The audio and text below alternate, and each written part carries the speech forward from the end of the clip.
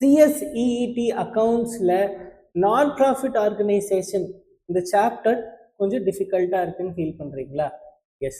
Now let's have a basic understanding of what is non-profit organization and how to maintain accounts. Non-profit organization என்னது? They don't run for any profit. Like simple example is our school, college, everything, because they are all non-profit organization, they are all trust. அப்போ இவங்க தான் non-profit organization. அப்போ பேசிக் difference என்ன அப்படின்னா, அப்போ நான் வந்து எனக்கு ஃபைனல் அக்கௌண்ட்ஸ் போட தெரியும், அந்த சாப்டர் நல்லா தெரியும், பட் எனக்கு தெரியாதது என்பிஓ, இதில் மட்டும் தான் டிஃப்ரெண்ட்டாக இருக்கு அப்படின்னா you are going to make it very easy. எனக்கு எப்போ ஃபைனல் அக்கௌண்ட்ஸ் தெரியுதோ that is nothing new to study in non profit organisation, because receipt and payment account and income and expenditure account இதுதான் வந்து நான் ப்ராஃபிட் ஆர்கனைசேஷனோட பேசிக்காக இருக்கிற 2 account. Resident payment அக்கௌண்ட்டை புதுசாக பார்க்க வேண்டாம்.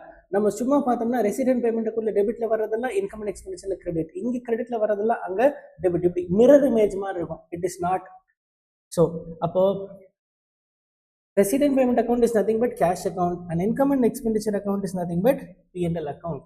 So what is the difference between cash account and P&L account?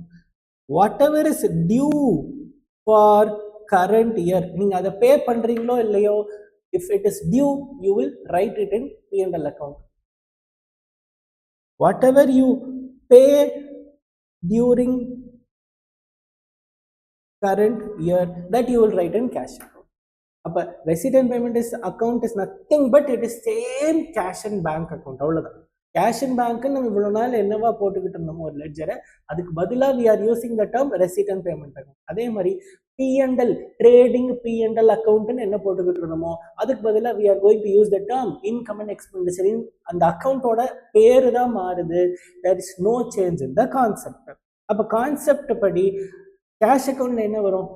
அது வந்து லாஸ்ட் இயரோட சேலரியா இருக்கலாம், நெக்ஸ்ட் இயரோட சேலரியா இருக்கலாம், கரண்ட் இயரோட சேலரியா இருக்கலாம், இல்லை கரண்ட் இயரோட இன்கம், ப்ரீவியஸ் இயர் இன்கம், இந்த ஃபியூச்சர் இயர் இன்கம், எதுவாக இருந்தாலும் கரண்ட் இயர் நான் ரிசீவோ பேவோ பண்ணேன், நான் ரிசீவ் ஆர் பே பண்ணேன்னா I will write it in cash account.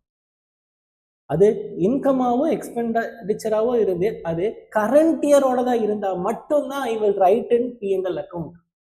இந்த வருஷம் வர வேண்டியது இல்லை, இந்த வருஷம் பே பண்ண வேண்டியதாக இருந்தால் மட்டும்தான் I will write it in P&L account. So this is the basic understanding of non-profit organization. So let us meet in a different video with a different concept. Thank you.